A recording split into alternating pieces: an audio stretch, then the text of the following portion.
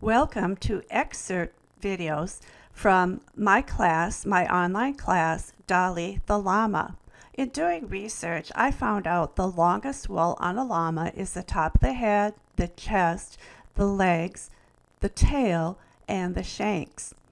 In contrast, I found out that the shortest wool grows on a llama on the face, the back, and the stomach. We will be learning stop stitches and different lengths of fringe to complete Dolly the Beaded Llama, except for the face, which is so short, the wool is so short.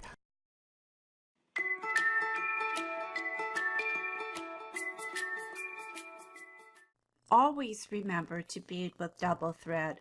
There are two reasons. The first is if ever one of the threads would break, and that would very rarely happen with silamide, but if so, your beading wouldn't fall off. The second reason I'll show you at the end of this video. We're going to be making a stop stitch first. I have put 2 beads on my needle and thread and let them fall down to the fabric. I'm going to take my needle, make a U-turn, and go down through the first bead I put on my needle and thread and the fabric, and that forms a stop stitch.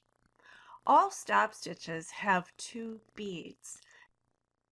And notice that the 2 beads do not both lay flat on the fabric, but rather they are stacked on the fabric. Here's an example of 2 size 11 seed beads.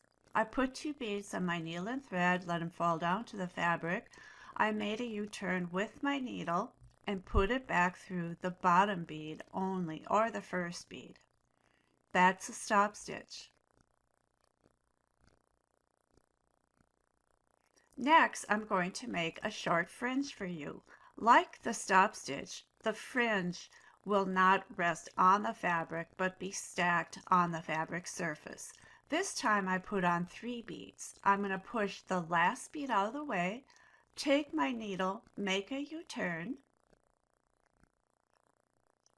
put the needle and thread through both the beads, that would be bead 1 and 2, and the fabric, and pull the thread tension tight. Let's try another fringe. I put the needle and thread through the fabric to the right side of the fabric. I'm picking up a series of beads. I'm going to let them fall down on the fabric, touching each other and the fabric in a stacked position. Push the last bead out of the way, make a U-turn with my needle, and pass the needle through all the beads that are remaining in that stack and through the fabric. I will now do another fringe example for you. You can count the beads as I pick them up. That would be 2, 3, 4, 5, 6, pushing them down to the fabric. I'm going to push the top bead out of the way, make a U-turn with my needle, pass it through all the other beads in that stack, and through the fabric at the same time. Pull the thread tension tight. Sometimes you might see a little excess thread showing, and so you pull on the beads, then pull the working threads, pull on the top bead, and then pull on the working threads, and there we go. The thread now has gone in place where we want it to be. And here's the second reason why you should always bead with double thread, because there's a way to remove beads without rethreading your needle, and nobody likes to thread needles.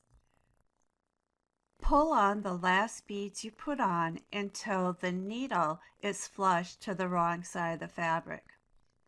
I'm giving it a tug, but the needle is not coming through. So I'm going to hold the needle in one hand and 2 threads of the working thread in another hand and go back and forth in a sawing motion until the fibers opened up and I could pull the needle out eye first.